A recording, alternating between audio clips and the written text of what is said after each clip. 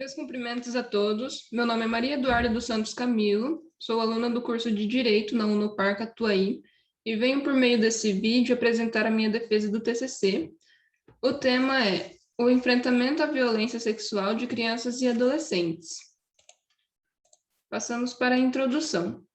O trabalho realizou uma análise sobre a violência sexual de crianças e adolescentes por sua notória relevância diante da gravidade da violação de direitos e garantias de ordem constitucional, esclarecendo sobre no que consiste a violência sexual infanto-juvenil, seus principais conceitos e caracterizações, abordando uma passagem histórica do reconhecimento desses direitos em âmbito internacional e nacional, como em declarações e tratados internacionais, que refletem no reconhecimento desses direitos em âmbito nacional, na legislação e jurisprudência.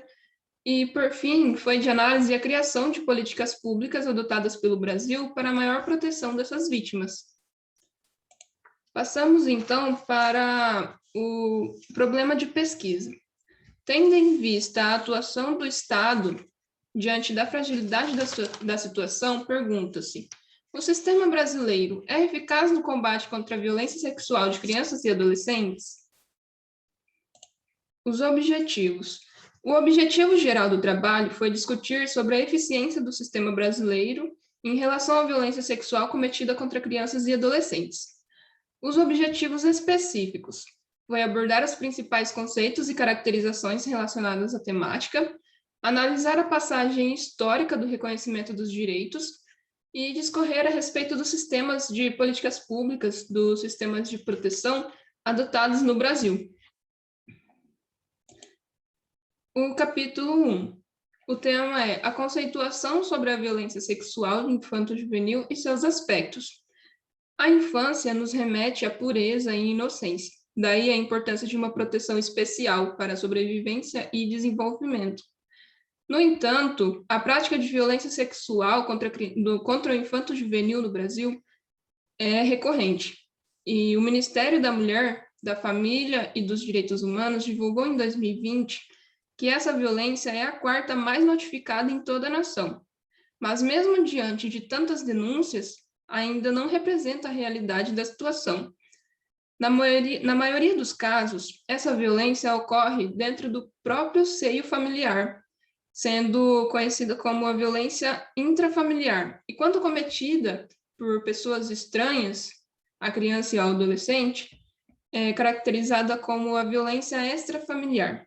Assim, na violência intrafamiliar, ocorre que, por medo de gerar escândalos na família, na sociedade, ou pelo medo da vítima até sendo coagida por seu agressor, até mesmo por vergonha, é difícil a estimativa, sendo a subnotificação um dos principais problemas para o enfrentamento dessa violência.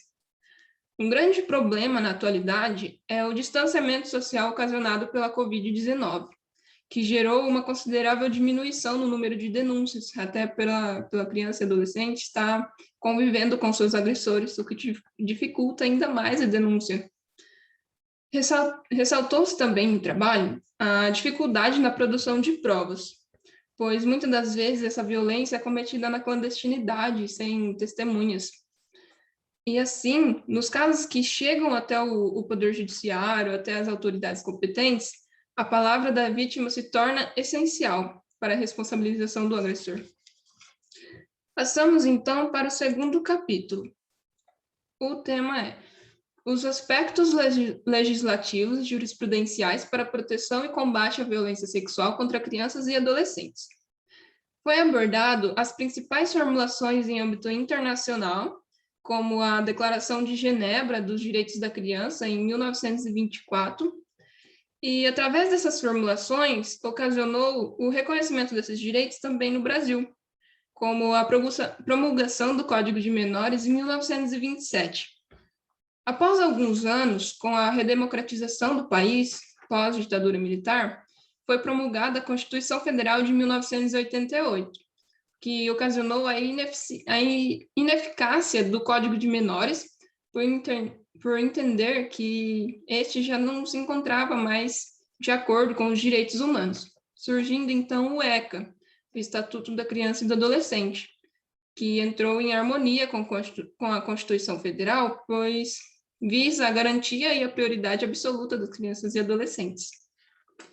Em decorrência do surgimento desses direitos e garantias, houve modificações significativas também no Código Penal, como a criação do crime de estupro de vulnerável, e também deixou a denominação de crimes contra os costumes, passando a aderir crimes contra a dignidade sexual.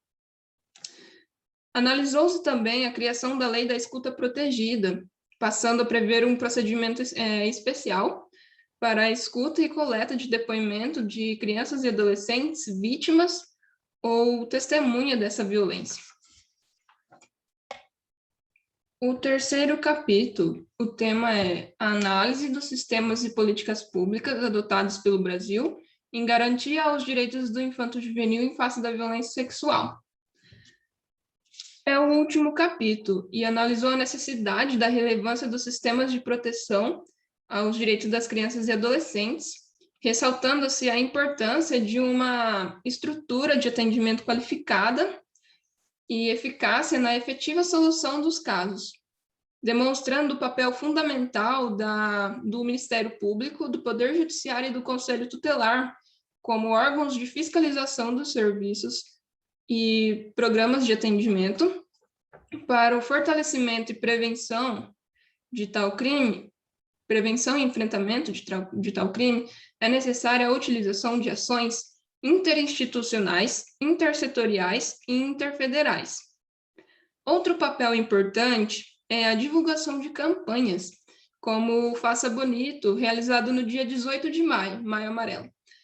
E sendo responsável por essas campanhas o Ministério dos Direitos Humanos, que busca uma maior conscientização da sociedade em geral. É importante.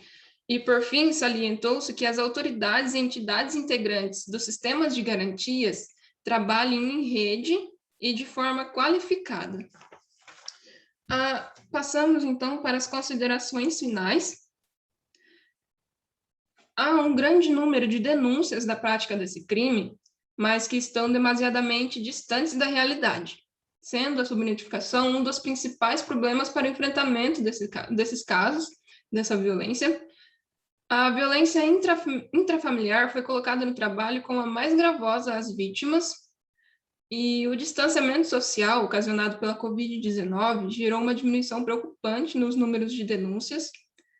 Há uma evolução do sistema jurídico, mesmo que lenta, estabelecendo direitos e deveres para a maior proteção da criança e do adolescente. Outro problema também para o enfrentamento é a dificuldade da produção de provas, tornando a palavra da vítima essencial para a responsabilização do agressor. E, por fim, a importância do trabalho em rede dos sistemas de proteção aos direitos do infanto-juvenil. E, por último, eu trouxe as referências, algumas delas, e as demais estão no TCC. Eu agradeço a todos.